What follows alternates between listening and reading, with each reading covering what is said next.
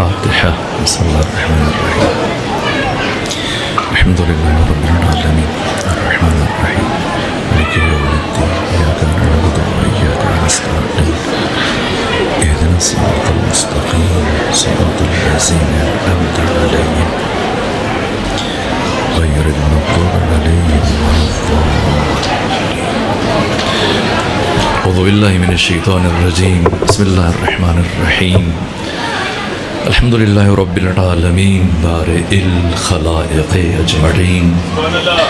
الحمد لأهله والصلاة على أهلها والصلاة والسلام على سيد الأنبياء والمرسلين العبد المؤيد الرسولنا المسدد المصطفى الأمجد الحبيب الأحمد النبي الأمي المكي المدني السراج المنير الكوكب الدري صاحب الوقار والسكينة المدفون بأرض مدينة سيدنا ونبينا وشفيع ذنوبنا وطبيب قلوبنا وحبيب نفوسنا ومولانا أبي القاسم محمد المصطفى صلى الله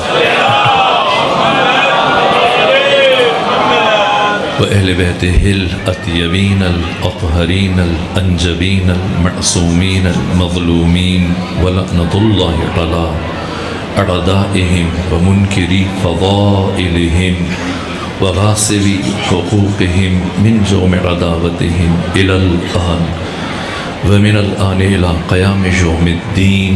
أما بعد فقد قال حق سبحانه وتعالى في القرآن بسم الله الرحمن الرحيم وما خلقت الجن والإنس إلا ليعبدون ما أريد منهم من رزق وما أريد أن يطعمون إن الله هو الرزاق ذو القوة المتين.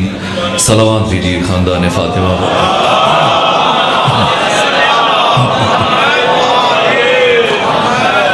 خدا سبحان کی بارگاہ میں ہزار شکر کے اس مقام پر آپ با معرفت مومنین کی نورانی چہروں کی زیارت کا شرف حاصل ہوا. پروردگار علماء کرام کو اور ہمارے عزیز بھائی جناب اسحاق ترابی حق تعالیٰ ان کی حفاظت فرمائے. آپ سب کو طول عمر صحت اور سلامتی کے ساتھ گزارنے کی توفیق عطا فرمائے. انہوں نے امر کیا، خواہش کی، میں حاضر ہوا. کوشش کروں گا کہ اس محدود اور مختصر وقت میں چند ایک باتیں آپ کی خدمت میں عرض کرنے میں کامیاب ہو سکوں. میں نے آپ کے سامنے قرآن حکیم کی ایک مشہور اور معروف آیت کی تلاوت کا شرف حاصل کیا جس میں ارشاد پروردگار کہ وما خلقت الجن والانس الا لیعبدون، میں نے جنوں کو اور انسانوں کو خلق نہیں کیا مگر اس لیے کہ وہ میری عبادت کریں. ما اريد منهم من رزق، مجھے ان جنوں سے اور انسانوں سے کوئی رزق نہیں چاہیے. وما اريد ان يطعمون، نہیں میں اللہ یہ چاہتا ہوں کہ یہ جن اور انسان مل کر مجھے کھانا کھلائیں. جس طرح سے کفار قریش مشرکین مکہ کھانے بنا کر حلوے بنا کر اپنے بتوں کے سامنے لے کے جایا کرتے تھے، ان کے جواب میں پروردگار فرمائے رہنا ان اللہ هو الرزاق ذو القوة المتین، اللہ خود رزق دینے والا ہے، اللہ صاحب قوت ہے، اللہ صاحب استحقاق ہے. فلسفہ تخلیق بشر، انسان کی تخلیق کا ہدف اور مقصد یہ عبادت پروردگار ہے. اللہ نے جنوں کو اور انسانوں کو صرف اور صرف اپنی بندگی کے لیے خلق کیا، اپنی عبادت کے لیے خلق فرمایا. یہ عبادت کیا ہے، خدا کی بندگی کیا ہے؟ عجیب یہ ہے کہ ختمی مرتبت نے وہ احادیث جنہیں زندگی میں تکرارن بیان کیا، بار بار بیان کیا، اسے محدثین نے بیان کیا، یہاں تک کہ محب طبری نے اور اہل تسنن کے بڑے بڑے محدثین نے بیان کیا کہ ختمی مرتبت کی ایک زوجہ ہیں جن کا نام ہے عائشہ بنت ابی بکر. یہ ام المومنین عائشہ کا حجرہ ہے. پیغمبر اسلام ختمی مرتبہ مولا متقیان کے ہمراہ تشریف لائے اور یہاں پر پہلے سے خود ان خاتون کے والد جن کا ماضی میں نام عتیق تھا پیغمبر نے بدل کے عبداللہ رکھا. عبداللہ بن عثمان بن عامر فرزند ابو قحافہ المعروف ابی بکر، یہ بھی بیٹی کے پاس بیٹھے اور ایسے میں امیر المومنین ختمی مرتبت کے ہمراہ تشریف لائے، اور محب طبری نے دیگر محدثین نے لکھا جیسے علی ابن ابی طالب علیہ آلاف و تہید و ثنا تشریف لائے تو اس خاتون کے والد ام المومنین عائشہ کے باپ عبداللہ بن عثمان بن عامر برابر علی کے چہرے کی طرف دیکھے جا رہے ہیں، یہاں تک کہ اتنا وقت گزر گیا کہ بیٹی نے محسوس کیا اور پھر بالآخر سوال کیا، بابا کیا بات ہے، کیا وجہ ہے، آپ میرے گھر میں آئے، آپ میرے مہمان ہیں، مجھے دیکھنے کے بجائے مجھ سے بات کرنے کے بجائے آپ علی ابن ابی طالب کے چہرے کی طرف دیکھ رہے ہیں۔ یہ سن کر باپ نے بیٹی کو جواب دیا جسے اہل سنت کے نامور محدثین نے، مورخین نے، سیرت نگاروں نے تحریر کیا، کہا اے بیٹی عائشہ، میں نے پیغمبر اسلام کی زبان سے سنا ہے کہ النظر الی وجہ علی ابن ابی طالب عبادہ، علی ابن ابی طالب کے چہرے کی طرف دیکھنا عبادت ہے۔ یہ سنا تو بیٹی نے پلٹ کر ایک اور بات کی، کہا بابا نہ، صرف علی کو دیکھنا عبادت نہیں ہے، میں نے پیغمبر اسلام کی زبان سے سنا ہے کہ ذکر علی عبادہ، علی کا ذکر کرنا بھی خدا کی عبادت ہے۔ ختمی مرتبت امام الانبیاء سید الرسول تشریف فرماتے، باپ بیٹی کی باہمی گفتگو سنی، تبسم فرمایا اور کہا سنو اے عائشہ، اور باپ سے بھی ان کے والد کی طرف بھی خطاب کیا کہ دونوں سنو، صرف علی کو دیکھنا خدا کی عبادت نہیں ہے، صرف علی کا ذکر کرنا خدا کی عبادت نہیں ہے، حب علی یہ عبادہ۔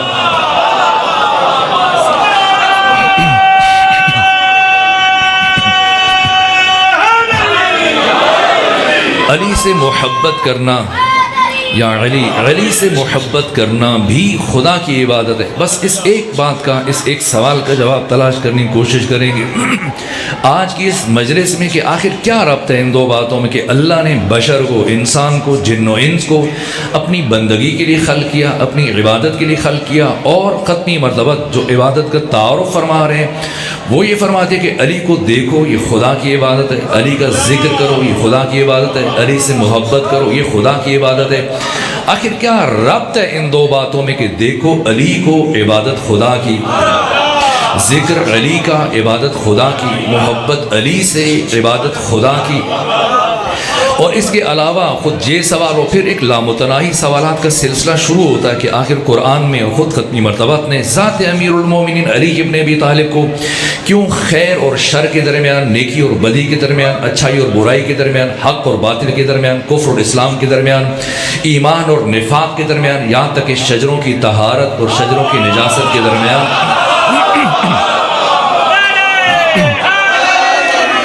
حد فاصل قرار دیا ہے، معیار قرار دیا، یہاں تک کہ ختمی مرتبت نے بارہا فرمایا۔ اور پھر غدیر کے موقع پر وہاں سے پلٹتے ہوئے جب حارث بن نعمان فہری اس نے یہ اعتراض کیا اس کے مرنے پر جیسے ہی وہ گرا زمین پر تو مولے متقیان کو دیکھ کر ہی حدیث ارشاد فرمائی جسے علامہ امینی نے الغدیر میں نقل کیا کہ پیغمبر اسلام نے علی کے چہرے کی طرف جب حارث بن نعمان فہری زمین پر گرا تو ختمی مرتبت نے امیر المومنین کی طرف دیکھا اور یہ بیان فرمایا کہ یا علی لا یحبک الا طاہر الولادہ ولا یبغضک الا خبیث الولادہ، اے علی تجھ سے محبت صرف وہی رکھے گا جس کی ولادت میں طہارت ہوگی، اور اے علی تجھ سے نفرت صرف وہی رکھے گا جس کی ولادت میں نجاست ہوگی۔ آخر کیوں فرمایا امام ششم نے کہ من وجد فی قلبہ محبتنا فلیشکر امہ، جو شخص اپنے دل میں ہماری محبت کو محسوس کرے اسے چاہیے کہ اپنی پاک تینت ماں کا شکریہ ادا کرے۔ ابو بصیر نے عرض کیا فرزند رسول اگر ماں مر چکی ہو، اس کا انتقال ہو چکا ہو تو کیا کرے؟ فرمایا اس کی قبر پہ چلا جائے، جا کے فاتحہ پڑھے اور کہے اے ماں میں تیرا ممنون احسان ہوں کہ تو نے میرے باپ کی امانت میں خیانت نہیں کی۔ آخر یہ علی کون ہے کہ جس ذات کو حق تعالی نے شجروں کی طہارت، شجروں کی نجاست کے درمیان حد فاصل قرار دیا؟ یہ غیر معمولی بات ہے، یہ بہت بڑی بات ہے۔ جابر بن عبداللہ انصاری سے اہل تسنن کے نامور محدثین نے اس روایت کو نقل کیا کہ کربلا کے پہلے زائر حدیث قصہ کے راوی جابر بن عبداللہ انصاری کی جلیل القدر صحابی یہ بیان فرماتے کہ فتح خیبر کے بعد ختمی مرتبت کی رحلت تک ان 4 سالوں میں ہم نے بارہا ختمی مرتبت کی زبان سے یہ حدیث سنی کہ پیغمبر اکرام اسلام اکثر اپنے صحابہ کرام سے فرمایا کرتے تھے، میرے صحابہ اپنے چھوٹے بچوں کو اٹھا کر ایسی شاہراہ میں چلے جاؤ، ایسی گلی میں چلے جاؤ، ایسے دوراہے میں، ایسے چوراہے میں جا کر کھڑے ہو جایا کرو جہاں سے سامنے سے علی ابن ابی طالب کا گزر ہونا ہو، اور جب علی ابن ابی طالب قریب آ جائیں تو اپنے بچے کو علی کی طرف اشارہ کر کے سوال کرو، اتحب ھذا الفتى اتحب ھذا الفتى، کیا تمہیں اس جوان سے محبت ہے؟ اگر بچہ کہے ہاں ہے تو گھر جا کر اللہ کا شکر ادا کرو، اور اگر بچہ کہے کہ نہیں ہے تو گھر چل کر اس بچے کی ماں کو طلاق دے دو تاکہ تمہاری بعد کی آنے والی نسل سالم رہ سکے۔ آخر یہ علی کون ہے؟ علی کی عزت کا راز کیا ہے؟ علی کے شرف کا راز کیا ہے؟ علی کے تمام تر فضائل کی اساس بنیاد کیا ہے؟ اور اس کے علاوہ ایک لامتناہی سوالات کا سلسلہ، کتنی ہی فضیلتیں کہ انسان حیران ہو جاتا ہے، سرگردان پریشان ہو جاتا ہے، کیا کرے؟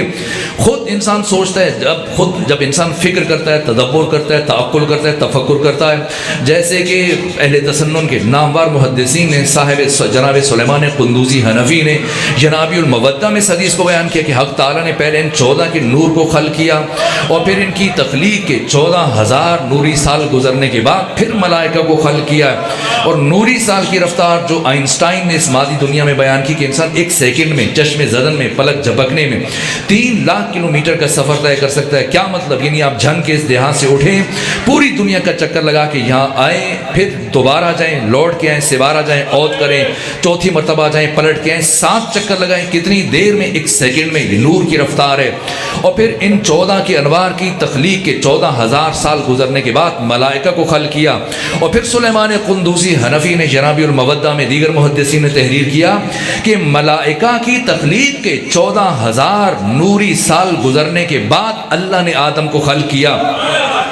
اور جناب آدم کی تخلیق کو مولا متقیان کے پہلے خطبہ میں سید رضی نے نہج البلاغہ میں بیان کیا کہ کس طرح سے کائنات کے کن کن مقامات سے اللہ نے مٹی کو اکٹھا کیا ہے، پھر اس کو مختلف مراحل سے گزارا، نتھارا، پھر ان کا پتلا تیار ہوا، اور جناب آدم کا پتلا تیار ہونے کے بعد جب روح پھونکی گئی، پروردگار نے بلا استثناء تمام ملائکہ سے حکم جاری فرمایا سب کے سب آدم کو سجدہ کرو۔ یہ مقام فکر ہے، یہ سوال ہے کہ آدم جو ابھی خلق ہوئے، ابھی تک آدم نے نماز شروع نہیں کی ہے، ابھی بندگی شروع نہیں کی ہے، ابھی عبادت شروع نہیں کی ہے۔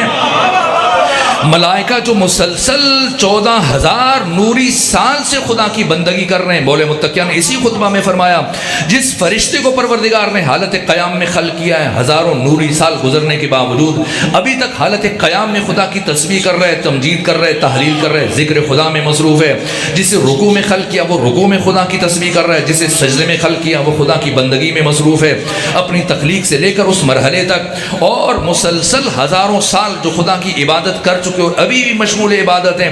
پروردگار اپنی عبادت چھڑوا کر سب کو حکم دے رہا ہے کہ آدم کو سجدہ کرو، در حالی کہ آدم ابھی جناب آدم میں روح پھونکی گئی ہے، ابھی آپ نے بندگی کا آغاز نہیں کیا، ابھی عبادت کا آغاز نہیں کیا۔ یہ مقام فکر ہے۔ اللہ کو اصولاً آدم سے کہنا چاہیے تھا کہ تم فرشتوں کو سجدہ کرو جو 14,000 سالوں سے خدا کی عبادت کر رہے ہیں، لیکن نہ، بالعکس پروردگار نے آدم سے نہیں کہا کہ تم فرشتوں کو سجدہ کرو، فرشتوں سے فرمایا سب کے سب آدم کو سجدہ کرو۔ آخر راز و رمز کیا ہے؟ آخر اس کی وجہ کیا ہے؟ کیوں خدا نے فرشتوں کو سجدے کا حکم دیا؟ کیوں خدا نے آدم کو سجدے کا حکم نہیں دیا؟ اگر کوئی اس کا جواب جاننا چاہتا ہے، آپ میں سے جو احباب تشریف لے کے جا چکے ہیں نجف اشرف، پروردگار انہیں دوبارہ توفیق دے، جائیں نجف، جو نہیں جا چکے پروردگار انہیں توفیق دے، جائیں نجف اشرف، حرم امیر المومنین میں جا کر جیسی آپ عبور کرتے ہوئے حضرت کی زری کے قریب پہنچے، گنبد کے نیچے زری کے بالائی سمت سر اٹھا کر دیکھیے گا کیا تحریر ہے۔ یہ داتا دربار نہیں ہے یا کسی پاکستان کی کسی اور کی پیر وغیرہ کا دربار نہیں کہ جس کا جو چیز آئے لکھ کے چلا جائے۔ سامرہ، کاظمین، خراسان میں، نجف میں، کربلا میں جو بھی تحریر ہوتی ہے حرم کے اندر، زری کے اندر، آس پاس گنبد کے نیچے، علماء، فقہاء، مجتہدین کے زیر سرپرستی ایک ایک لفظ پوری دقت ذمہ داری سے درج کیا جاتا ہے۔ اس پر مکمل کتابیں مدون کی گئی ہیں، حرم کے اندر کی عبارات۔ آپ نجف جائیے، آپ سامرہ جائیے، آپ خراسان جائیے، مشہد جائیے، کتاب کا مطالبہ کریں، وہاں سے آپ کو کتاب ملے گی۔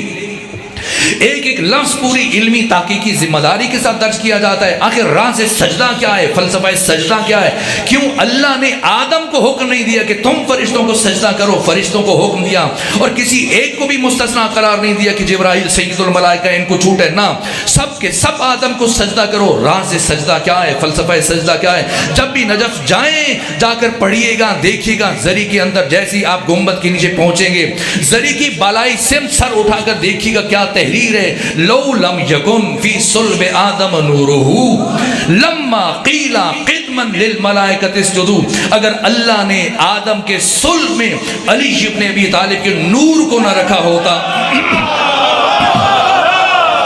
کبھی فرشتوں کو یہ حکم نہ دیتا کہ تم آدم کو سجدہ کرو. یہ فلسفہ سجدہ کیا ہے, راز سجدہ کیا ہے, اب سمجھنا پڑے گا. اب سوالات میں مسلسل اضافہ ہوتا چلا جا رہا ہے کہ بالآخر یہ علی کون ہے کہ جن کے نور کو ودیت کرنے کے بعد پروردگار فرشتوں کو سب کو مجموعاً حکم جاری فرما رہے کہ آدم کو سجدہ کرو. اور پھر آخر کیا وجہ ہے؟ یہ جناب یہ قرآن مجید ہے. جناب عیسیٰ ان کی والدہ معظمہ بطول ہیں, قدیسہ ہیں, معصومہ ہیں. جناب مریم سالہ سال بیت المقدس میں رہی ہیں, لیکن جیسی جناب عیسیٰ کی ولادت کا مرحلہ آیا پروردگار نے حکم جاری فرمایا کہ یہاں سے آپ باہر تشریف لے کے چلے جائیے. اور یہ قرآن مجید ہے, سورہ مبارکہ آل عمران. وَكَفَّلَهَا زکریا, جناب زکریا نے کفالت کی ہے مریم کی جو ان کے خالو تھے. کلما دخل علیہا زکریا المحراب وجد عندها رزقا. جب بھی جناب زکریا آتے مریم کے پاس محراب عبادت میں دائیں بائیں دیکھتے کہ رزق ہے, جنت کی نعمتیں. اور قال یا مریم انا لک ھذا, اے مریم یہ کہاں سے آتا ہے یہ سب کھانا, یہ پھل, یہ نعمتیں, یہ رزق؟ قالت هو من عند اللہ, اے جناب زکریا یہ پروردگار بھیجتا ہے, یہ اللہ کی طرف سے مسلسل. کلما کا لفظ ہے قرآن مجید میں کہ جب جب جناب زکریا محراب عبادت میں بیت المقدس میں جاتے جناب مریم کے پاس, قدیسہ کے پاس, آپ کے داہنے بانے ہر جانب رزق, جنت کی نعمتیں, کھانے, غذائیں, پھل پڑے ہوتے تھے. اور یہی جناب مریم جب جناب عیسیٰ کی ولادت کا مرحلہ آیا آپ کو بیت المقدس سے باہر بھیجا گیا. اور ولادت کے موقع پر میں نے جو روایات میں پڑھا, احادیث میں پڑھا کہ 3 مقامات پر قبر اپنا دہن کھولتی ہے. ان میں سے ایک جب خاتون کے ہاں کسی بچے کی ولادت ہوتی ہے, یہ مشکل مرحلہ ہوتا ہے جب ایک خاتون موت سے بہت قریب خود کو محسوس کرتی ہے. اب جناب عیسیٰ کی جب ولادت ہوئی, نقاہت ہے, کمزوری ہے, ضعف ہے, ناتوانی ہے, اور جناب مریم نے اب کھانے کی, غذا کی ضرورت محسوس کی اور خدا سے طلب کیا, خدا سے خود مانگا. پروردگار اب تک بن مانگے ہمیشہ جناب مریم کے لیے جنت سے کھانے بھیجتا رہا ہے. اور اب جب کہ جناب عیسیٰ کی ولادت ہو چکی ہے, ضعف ہے, ناتوانی ہے, کمزوری ہے, اور جب جناب مریم نے پروردگار کی بارگاہ میں ہاتھ اٹھائے, دعا مانگی پروردگار میرے لیے کھانے کے لیے انتظام کیا جائے, تو خدا سبحان نے فرمایا سورہ بارکہ مریم میں پروردگار نے فرمایا جاؤ یہ سامنے کھجور کا درخت ہے, جائیے جا کر وَهُزِّي إِلَيْكِ بِجِذْعِ النَّخْلَةِ تُسَاقِطُ عَلَيْكِ رُطَبًا جَنِيًّا, جائیں اس کھجور کے تنے کو ہاتھ ماریں, کھجوریں گریں گی, اٹھا کر کھا لیجیے گا. جناب مریم نے سوال کیا, پروردگار اتنا عرصہ میں تیرے گھر میں رہی, بن مانگے میرے لیے کھانا بھیجا جاتا رہا, اور آج جب کہ مجھے ضرورت بھی ہے, میں خود طلب کر رہی ہوں اور میرے مانگنے کے باوجود میرے لیے کھانا نہیں آ رہا ہے, اور آپ یہ مجھے حکم جاری فرما رہے ہیں کہ میں جا کر کھجور کے تنے کو ہاتھ ماروں, کھجوریں گریں اٹھا کے کھا لوں. تو خدا سبحان نے کیا جواب دیا؟ فرمایا کہ اے مریم پہلے تمہارے دل میں صرف میری محبت تھی, اب تمہارے دل میں میرے غیر کی محبت داخل ہو چکی ہے. اب مقام فکر ہے, اسے بڑے بڑے علماء نے لکھا ہے, یہاں تک کہ شاہ ولی اللہ محدث دہلوی جن کی وفات 1162 ہجری میں ہوئی ہے, وہ شخصیت کے بر صغیر پاک و ہند, بنگلہ دیش, پاکستان, ہندوستان میں جتنی بھی سنیت ہے اس کی بنیاد رکھنے والے شاہ ولی اللہ محدث دہلوی ازالۃ الخفا میں یہ جملے تحریر کیے کہ وقت تواترت الاخبار, تمام روایات اور اخبار کا اجماع اس بات پر ان علی ولد فی جوف الکعبہ, وجود مبارک علی ابن ابی طالب کی ولادت خانہ کعبہ کے وسط میں ہوئی ہے 13 رجب کو. 3 دن جناب سیدہ نے, جناب فاطمہ بنت اسد سلام اللہ علیہا نے خانہ کعبہ کے اندر قیام کیا. 16 رجب کو 3 دن گزارنے کے بعد جب باہر آئی ہیں ڈاکٹر عباس محمود عقاد, مصر کے ماہر ناز اہل سنت عالم ہیں, یہاں پر جو جملے لکھے طوالت کے خوف سے اب میں بیان نہیں کر رہا ورنہ معارف کا ایک بحر ذخار ہے, انہوں نے تحریر کیا. اور پھر از جملہ سب اہل سنت کے بڑے نامور محدثین نے لکھا, سیرت نگاروں نے, مورخین نے لکھا, پہ ہم مسلسل جناب فاطمہ بنت اسد 3 دن خانہ کعبہ کے اندر رہی. تینوں دن آپ کے لیے جنت سے کھانا آتا رہا, آپ کے لیے جنت سے نعمات آتی رہی. مقام فکر ہے کہ جناب عیسیٰ کی مادر گرامی جناب مریم سلام اللہ علیہا حق تعالیٰ ہم سال ان کے لیے کھانا بھیجتا رہا، لیکن جب آپ کی ولادت ہوئی جناب عیسیٰ کی پروردگار نے کھانا نہیں بھیجا۔ ادھر جناب علی ابن ابی طالب علیہ اعلیٰ فتح والسلام کہ آپ کی ولادت با سعادت کی 3 دن گزرنے کے بعد مسلسل ہم جنت سے 3 دن کھانا آتا رہا۔ سوال یہ کہ علی کون ہے؟ کہ امام احمد ابن حنبل جیسی شخصیت نے آپ سے متعلق ختمی مرتبت کی اس حدیث کو نقل کیا۔ امام حاکم نشپوری متوفا 405 ہجری، انہوں نے اس حدیث کو بیان کیا کہ ختمی مرتبت نے فرمایا کہ ولایت علی ولایت اللہ و حبہ حب اللہ، علی کی ولایت خدا کی ولایت ہے۔ علی سے محبت رکھنا ایسا ہی ہے جیسے خود خدا سے محبت رکھنا۔ علی کی محبت میں، خدا کی محبت میں وحدت پائی جاتی ہے۔ آخر سوال جو اب تک سوال قائم ہوا، اور میں کوشش کروں گا مختصر وقت میں اس کا جواب دینے کی کوشش کروں کہ آخر یہ علی کون ہے جس علی کو حق تعالیٰ نے خیر اور شر کے درمیان، نیکی اور بدی کے درمیان، اچھائی اور برائی کے درمیان، حق اور باطل کے درمیان، کفر اور اسلام کے درمیان، شجروں کی طہارت شجروں کی نجاست کے درمیان حد فاصل قرار دیا۔ وہ علی جس کا دیکھنا خدا کی عبادت ہے، جس کا ذکر کرنا خدا کی عبادت ہے، جس سے محبت کرنا خدا کی عبادت ہے۔ کیا خوبصورت تخیل پیش کیا مرحوم افسر عباس زیدی نے، جو عالم بھی تھے، خطیب بھی تھے، شاعر بھی تھے، ادیب بھی تھے، لاہور سے ان کا تعلق تھا۔ تو کیا تخیل، واقعاً کیا خوبصورت لفظوں میں کہا کہ اگرچہ اس سے تجھے بغض ہے، کدورت ہے، اگرچہ اس سے تجھے بغض ہے، کدورت ہے، مگر وہ دین کی سب سے بڑی ضرورت ہے۔ اگرچہ اس سے تجھے بغض ہے، کدورت ہے، مگر وہ دین کی سب سے بڑی ضرورت ہے اس کے روح کی زیارت، عبادت خالق۔ خبر ہے کچھ کہ علی کتنا خوبصورت ہے؟ یہ علی کون ہے جس کا دیکھنا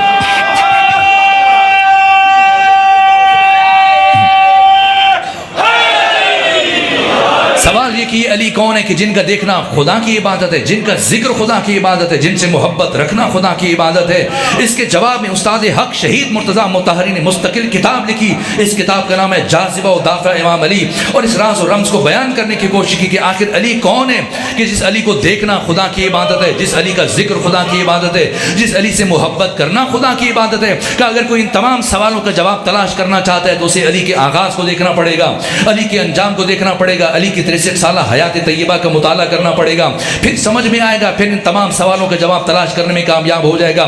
کہا کہ علی وہ ذات جس علی کے نور کے ظہور کے لیے اللہ نے اپنے گھر خانہ کعبہ کا انتخاب کیا ہے۔ اور یہاں استاد حق شہید مرتضیٰ مطہری نے پہلی مرتبہ یہ گفتگو کی، اس سے پہلے کسی اہل سنت اہل تشیع میں سے کسی عالم نے اس مسئلے کو بیان نہیں کیا۔ پہلی مرتبہ استاد شہید مرتضیٰ مطہری نے یہ سوال اٹھایا اور پھر خود اس کا جواب دیا کہ آخر کیوں علی ابن ابی طالب کی ولادت کعبہ میں ہوئی، اور آخر کیا غیر از کعبہ کسی دوسرے مقام پر ممکن تھا کہ علی کی ولادت ہو سکتی ہے؟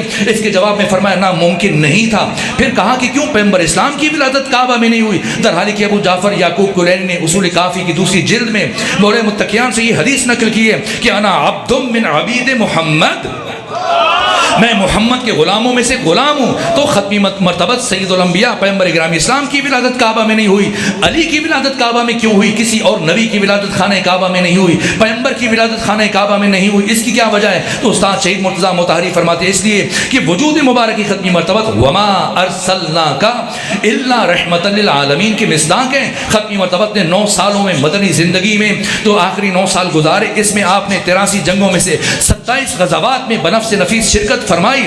اور ایسا نہیں کہ پیچھے بیٹھ کے صحابہ سے فرماتے تھے ایسے جنگ کرنا، ایسے لڑائی کرنا، نہ، خود سب سے اول، سب سے آگے، سب سے پہلے خود جنگ میں شریک ہوتے تھے، صحابہ کرام کو ہدایات جاری فرماتے تھے۔ نہج البلاغہ میں امیر المومنین فرماتے ہیں کہ جب میدان جنگ میں گھمسان کا رن پڑتا تھا اور صحابہ کرام کے قدم اکھڑ جاتے تھے اور وہ گھبرا جاتے تھے، پریشان ہو جاتے تھے، تو آگے بڑھ کر پیغمبر کے دامن میں پناہ لیتے تھے۔ ختمی مرتبہ تاریخ بشر کے شجاع ترین انسان، جتنے بڑے شجاع علی اتنے بڑے شجاع نبی۔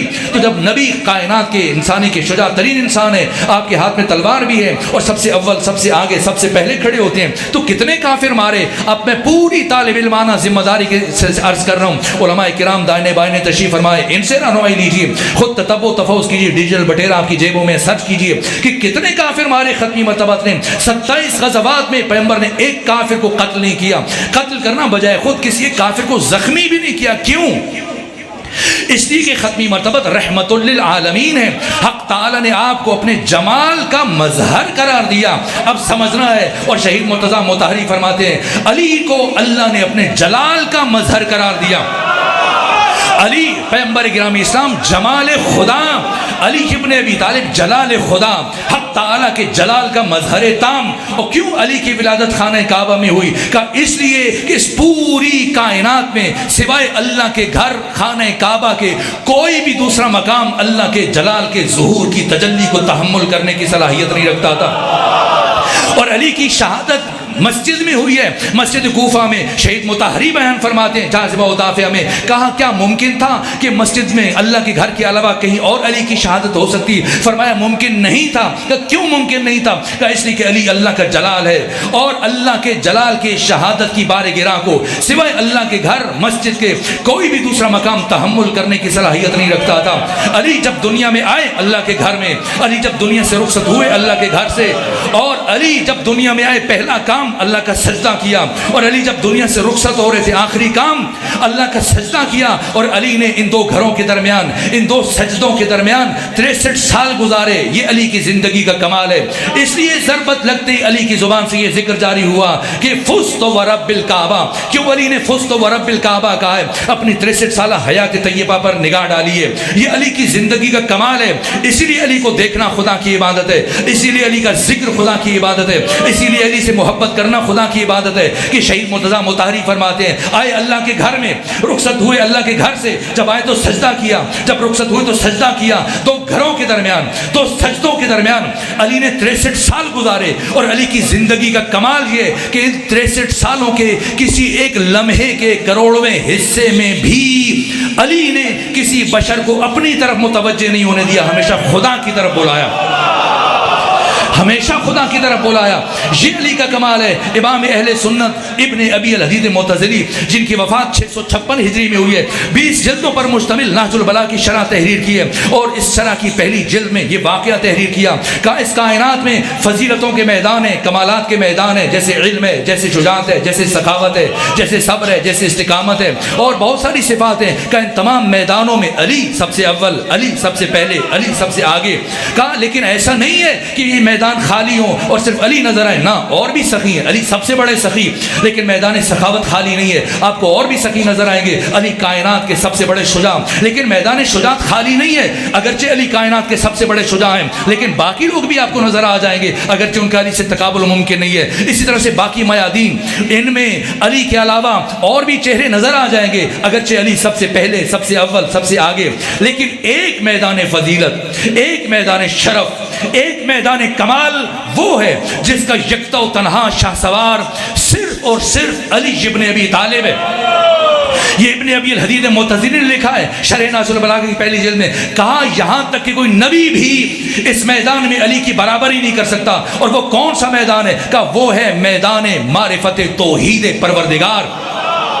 کہ علی ابن ابی طالب اس درجہ فنا فی ذات توحید تھے، اس قدر ڈوبے ہوئے تھے عشق خدا میں، معرفت خدا میں، کہ ختمی مرتبہ آپ کو دیکھ کے فرمایا کرتے تھے علی ممسوس فی ذات اللہ. علی سر سے لے کے پاؤں تک عشق خدا میں، معرفت خدا میں ڈوبے ہوئے ہیں، معرفت خدا میں اس طرح سے مستغرق ہیں. یہ علی کا ابن ابی الحدید نے لکھا کہ یہاں تک کہ مولا متقیان علی ابن ابی طالب ہر روز جب اپنے گھر سے باہر نکلنے کا ارادہ کرتے، اور آپ کے محب عشاق چاہنے والے شاگرد اصحاب جو گھر کے باہر گلی میں صفے باندھے کھڑے ہوتے تھے علی کے انتظار میں کہ علی باہر آئیں اور ہمیں علی کے چہرے کی زیارت کا شرف حاصل ہو سکے. کہ جیسے ہی علی ابن ابی طالب کے گھر کا دروازہ کھلتا، علی کے قدم باہر گلی میں آتے، اور حاضرین میں سے جس کی نگاہ علی کے چہرے پر پڑتی، بے ساختہ اس کی زبان پر یہ جملے جاری ہو جاتے: اللہ اللہ ما اتقى هذا الرجل، اللہ اللہ ما اعلم هذا الرجل، اللہ اللہ ما اشجع هذا الرجل. اللہ اللہ کتنا بڑا متقی آ گیا، اللہ اللہ کتنا بڑا زاہد آ گیا، اللہ اللہ کتنا بڑا عارف آ گیا، اللہ اللہ کتنا بڑا عالم آ گیا، اللہ اللہ کتنا بڑا شجاع آ گیا. کہا وہ ذات جسے دیکھتے ہی لوگوں کی زبانوں پر نام خدا جاری ہو جائے، اس کائنات میں وجہ اللہ کہلانا اسی علی کو جچتا ہے.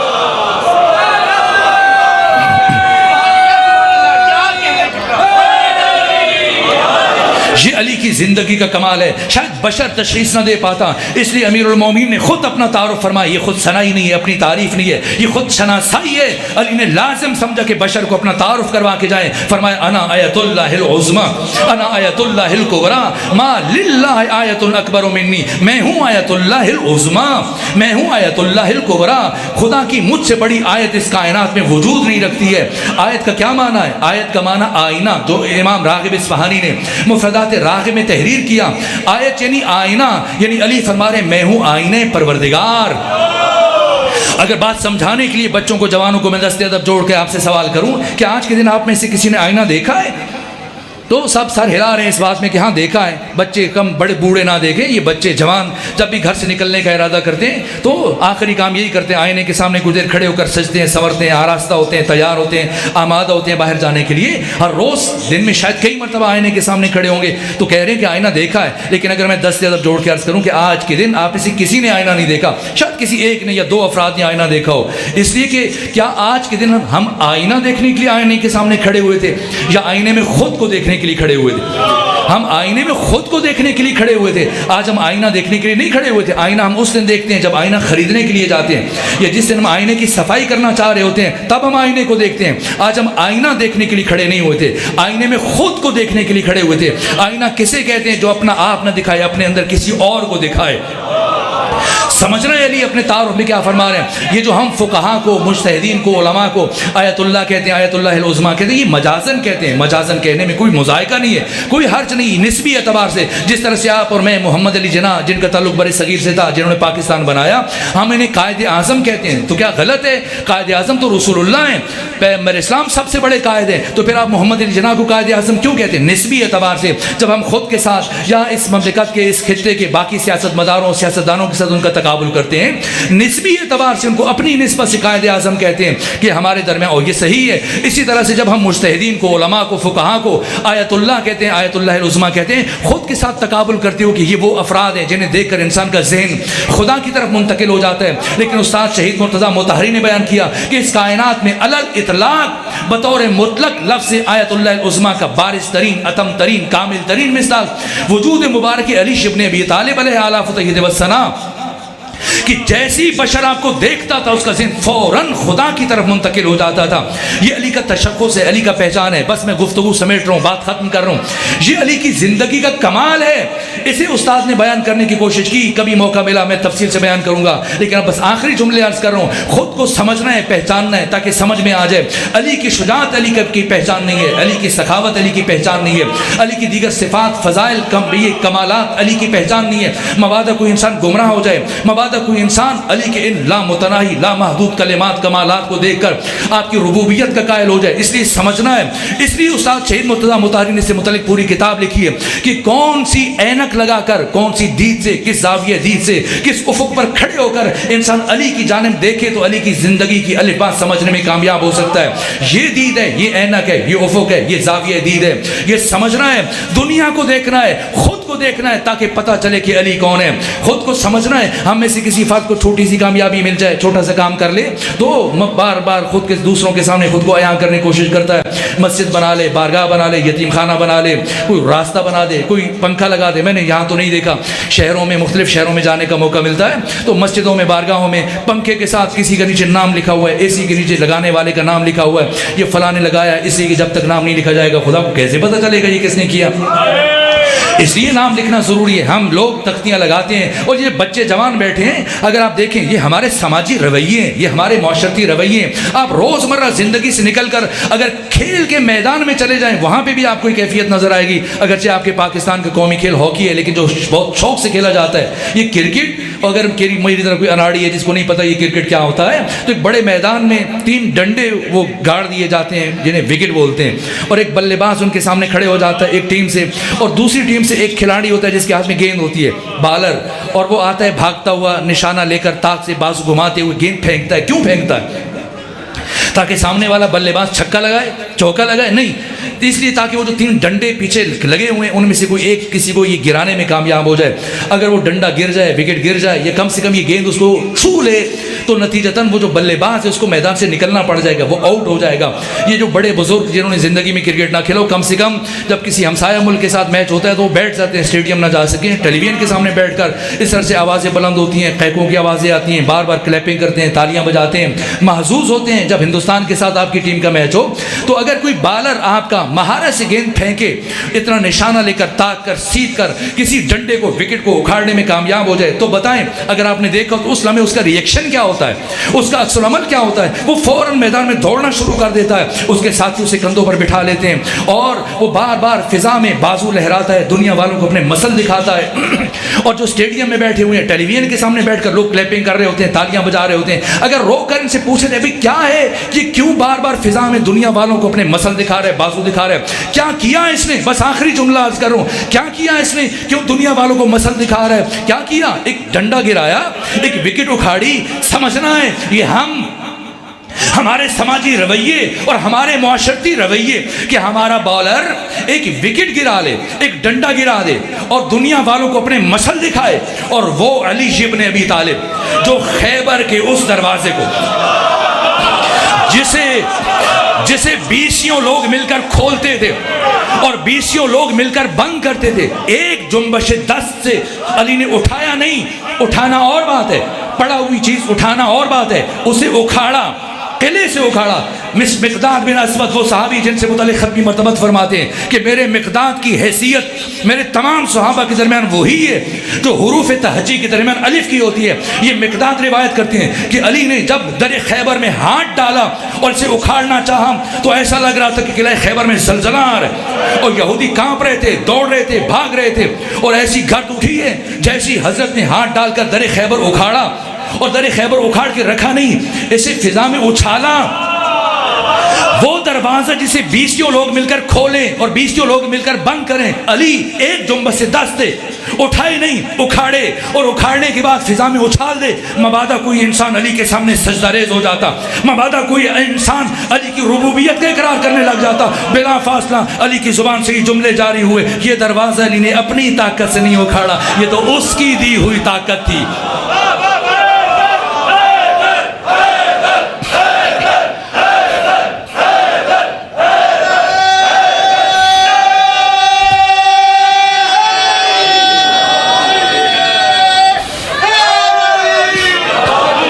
یہ علی کی زندگی کا کمال ہے, یہ علی کی زندگی کا کمال ہے. گفتگو تمام ہوئی, بس آخری ایک اور جملہ عرض کر دوں. اسی جنگ خیبر کے بعد یہ جملے لکھے ہیں, یہاں تک کہ اہل تسنن کے نامور محدثین نے لکھا ہے. خود ام المومنین عائشہ سے روایت ہے کہ ہمیں فتح خیبر سے پہلے کبھی پیٹ بھر کر کھجوریں کھانا نصیب نہیں ہوئی تھی. اور ابو العلا مودودی نے, جماعت اسلامی کے بانی ابو العلا مودودی نے تحریر کیا کہ اتنی ریل پیل تھی جنگ خیبر کی کامیابی کے بعد, جب مال غنیمت ہاتھ آیا مسلمانوں کے, اتنی ریل پیل تھی کہ مسلمانوں کے بچے مدینے کی گلیوں میں درہم و دینار, سونے چاندی کے سکوں سے کھیل رہے تھے. اور جس علی کی ضربت کے نتیجے میں مسلمانوں کو اتنی آسائش ملی ہے, اس علی کے گھر میں فتح خیبر کے دن بھی فاقہ چل رہا تھا. سمجھنا ہے علی کون ہے. بس آخری جملہ عرض کر رہا ہوں, یہاں تک کہ فتح خیبر کی کامیابی کے بعد جب یہ کاروان خیبر سے مدینے کی جانب چلا تو ختمی مرتبت نے مال غنیمت تقسیم کیا ہے. باقی صحابہ کو مختلف چیزیں مال غنیمت میں جیسے جیسے ان کا حصہ بنتا تھا پیغمبر اسلام نے عطا کی. اور ایک سونے کی تاروں سے بنی ہوئی قیمتی زرین چادر ختمی مرتبت نے مولا متقیان کو دی, جسے مرحب اوڑا کرتا تھا. پیغمبر اسلام نے مولا متقیان کو دی اور کہا کہ آپ کا حق ہے, یہ آپ کا حصہ ہے مال غنیمت میں سے. یہ اتنی دیدہ زیب تھی, اتنی خوبصورت تھی کہ صحابہ کرام بار بار مڑ مڑ کر اس چادر کی طرف دیکھ رہے تھے. ہر ایک کی خواہش تھی کاش یہ چادر مجھے مل جاتی. یہاں تک ایک صحابی روایت کرتا ہے کہ جیسی ختمی مرتبت نے وہ چادر امیر المومنین علی ابن ابی طالب کو دی تو مجھے اس درجہ پسند آئی ہے کہ میں مسلسل حسرت کر رہا تھا کاش یہ چادر مجھے مل جائے. کہ اس لیے جب صحابہ کرام اپنے اپنے حصے کا مال غنیمت اٹھائے خیبر سے مدینے کی طرف چلے, ٹولیوں کی شکل میں خوشی خوشی جب چل پڑے تو میں کسی اور کے ہمراہ چلنے کے بجائے علی ابن ابی طالب کے ساتھ چلنا شروع ہوا. کیونکہ میں علی کا مزاج آشنا تھا, مجھے اندازہ تھا کہ علی کو سونے چاندی سے, دنیا کی چیزوں سے, درہم و دینار سے کوئی زیادہ تعلق نہیں ہے, تعلق خاطر نہیں ہے, شغف نہیں ہے. مجھے اندازہ تھا کہ علی اس چادر کو اپنے گھر نہیں لے کر جائیں گے, کسی کو دے دیں گے. ہو سکتا ہے کہ جب علی نے کسی کو دینی ہے, اگر میں کوشش کروں مبادا یہ چادر علی مجھے دے دیں. کہ اس لیے میں کسی اور کے ہمراہ چلنے کے بجائے علی کے ساتھ ساتھ چلنا شروع ہوا. اور ہر تھوڑا وقت گزرنے کرنے کے بعد میں یہ کہتا علی کتنی خوبصورت چادر ہے, کتنی دیدہ زیب چادر ہے, کتنی عمدہ بناوٹ بناوٹ ہے اس کی, کتنی عمدہ چادر ہے, کتنی قیمتی چادر ہے. یہاں تک کہ میں جیسے ذکر کرتا تو علی میری بات کو سنی انسنی کر دیتے اور میری بات کو ٹال کر آگے بڑھ جاتے, اور چند کلومیٹر طے کرنے کے بعد میں دوبارہ وہی بات کرتا, ابو الحسن کیا عمدہ چادر ہے, کیا خوبصورت چادر ہے, کیا بہترین چادر ہے, کیا قیمتی چادر ہے. میں بار بار اپنی دلچسپی کا اظہار کرتا تھا تاکہ مولا متقیان متوجہ ہو کے کہیں اچھا اگر تمہیں پسند ہے تم رکھ لو, کیونکہ مجھے اندازہ تھا کہ علی یہ گھر لے کر نہیں جائیں گے. لیکن جب بھی میں نے چادر کا ذکر چھیڑا حضرت نے وہ چادر مجھے نہیں دی, یہاں تک کہ فاصلہ سمٹنا شروع ہوا اور ہم مدینے کے قریب پہنچے اور 160 کلومیٹر کا یہ طولانی ترین سفر طے کیا خیبر سے مدینے تک. اور اس سفر میں بارہا میں نے اپنی خواہش کا اظہار کیا, لیکن حضرت نے میری خواہش کو نظر انداز کیا. اور جیسے ہی مدینے کی در و دیوار نظر آنا شروع ہوئے تو صحابہ کرام کی رفتار تیز ہوئی. ہر ایک کی خواہش تھی کہ اپنے اپنے حصے کا مال غنیمت اٹھائے, اپنے بیوی بچوں کے پاس پہنچے. لیکن میں یہ جاننا چاہ رہا تھا کہ اتنے سفر میں بارہا میری خواہش کے سننے کے باوجود جب علی نے یہ چادر مجھے نہیں دی تو بالآخر اس چادر کا کیا کریں گے, کسے دیں گے, گھر لے کے جائیں گے, کسی اور کو دیں گے. یہ جاننے کے لیے کہ میں اپنے گھر کی طرف نہیں چلا بلکہ کچھ فاصلہ رکھ کر میں علی کے پیچھے چلنا شروع ہوا کہ علی اس چادر کا کیا کریں گے. یہاں تک کہ جیسے علی مدینہ کے اندر داخل ہوئے تو اپنے گھر کی جانب مڑنے کے بجائے ایک اور گلی میں داخل ہوئے. میری حیرت بڑھنا شروع ہوئی, میرا دل دھڑکنا شروع ہوا کہ اب علی کیا کریں گے, یہ چادر کسے دیں گے. یہاں تک کہ چلتے ہوئے مولا متقیان علی ابن ابی طالب ایک دروازے پر پہنچے, دق الباب کیا. یہ کون سا گھر تھا, یہ پچھلی جنگوں میں شہید ہو جانے والے صحابہ کرام ان کے یتیم بچوں کی کفالت کے لیے ختمی مرتبہ نے اس گھر کو معین کر رکھا تھا, جہاں پر ایک بزرگ صحابی ان بچوں کی کفالت کرتا تھا. علی نے دق الباب کیا, دروازہ کھولا, علی نے وہ چادر اس صحابی کو سونپی. فرمایا یہ چادر بیچ کر ان بچوں کے بہتر کھانے پینے کا اہتمام کرنا, ان کے لباس و پوشاک کا اہتمام کرنا. اور پھر فاتح خیبر تنہا خود خالی ہاتھ اپنے گھر کی طرف چلے. لیکن اب میرا تجسس اور بڑھنے لگا. جس طرح سے ہم چھوٹی سی کامیابی حاصل کرنے کے بعد لوگوں کے سامنے بیٹھ کر اپنی تعریفیں کرتے ہیں, کسی اور کے سامنے بات نہ کریں, ہر ایک اپنی زوجہ ماجدہ کے سامنے جا کے بتاتا ہے میں نے یوں کیا, میں نے ایسے کیا. جنگ خیبر کے فاتح علی ابن ابی طالب صحابی کہتے ہیں میں سوچ رہا تھا شاید علی چل کے اپنے گھر والوں کو بتائیں, بچوں کو, اپنی زوجہ کو, نبی زادی کو, میں نے ایسے خیبر فتح کیا, میں ایسے مرحب کو مارا, ایسے انتر کو مارا, ایسے در خیبر اکھاڑا. لیکن میں کچھ فاصلہ رکھ کے چلنا شروع ہوا. جیسے علی گھر میں داخل ہوئے میں دروازے کے قریب کان لگا کر سن رہا تھا. جب علی نے گھر والوں کو سلام کیا, نبی زادی نے علی کے سلام کا جواب دیا اور اس کے بعد پوچھا اے ابو الحسن میں شور سن رہی ہوں مسلسل مدینے کی گلیوں میں, کسے فتح ملی, کسے شکست ہوئی, کون کامیاب ہوا, کون ہارا, کون جیتا. کہا اس کے جواب میں علی ابن ابی طالب سے صرف ایک جملہ جاری ہوا کہ اللہ کے حبیب کی بیٹی, اللہ کا وعدہ پورا ہوا ہے, آپ کے بابا سرخرو ہوئے, مسلمانوں کو کامیابی ملی. اور اس کے بعد جو علی نے سر سجدے میں رکھا تو میں بہت دیر تک کھڑے ہو کر سن رہا تھا. علی مسلسل پروردگار کا شکر ادا کر رہے تھے. یہ علی ہیں, یہ علی کی زندگی کا راز و رمز ہے, یہ علی کی ابدیت کا راز ہے. علی کیوں سرمدی ہیں, علی کیوں لازوال ہیں, علی کیوں آفاقی ہیں, علی کیوں یونیورسل ہیں, علی کیوں ہمگیر ہیں. اس لیے شیخ سعدی نے کہا اس علی آموز اخلاص عمل سیکھنا ہے تو علی ابن ابی طالب سے سیکھو. بس میرے عزیزوں کچھ دن پہلے 10-11 دن پہلے اسی علی کی شہادت ہوئی ہے, اس لیے میں بس ایک جملہ, مجھے پتہ چلا میرے بعد تفسیر سے مصائب بیان کیے جائیں گے, میں تکمیل مجلس کے لیے صرف ایک جملہ آپ کے سامنے عرض کروں تاکہ مجلس مکمل ہو جائے. یہاں تک کہ شب شہادت مولا متقیان نے بچوں کو بلایا, باری باری سب کو وصیت فرمائی, امام حسن مصطفیٰ کو وصیت فرمائی, امام حسین کو وصیت فرمائی. تفصیلات ہیں, کسی موقع پر میں حضرت کی وصیتوں کا ذکر کروں گا. یہاں تک کہ سب کو وصیتیں کرنے کے بعد حضرت نے اپنی بڑی بیٹی زینب بنت علی کو بلایا اور سب کو وصیتیں فرمانے والے علی, نہج البلاغہ کے خطیب علی ابن ابی طالب اب زبان ساتھ نہیں دے رہی ہے, لہجہ لڑکھڑا آ رہا ہے, کچھ کہنا چاہتے ہیں لیکن علی وارث ممبر سلونی باب مدینۃ العلم عرب کے فصیح و بلیغ خطیب علی ابن ابی طالب سے کچھ کہا نہیں جا رہا. یہاں تک اپنی بیٹی سے اشارہ کیا, اے بیٹی زینب اپنا کان میرے دہن کے قریب لے آئیے.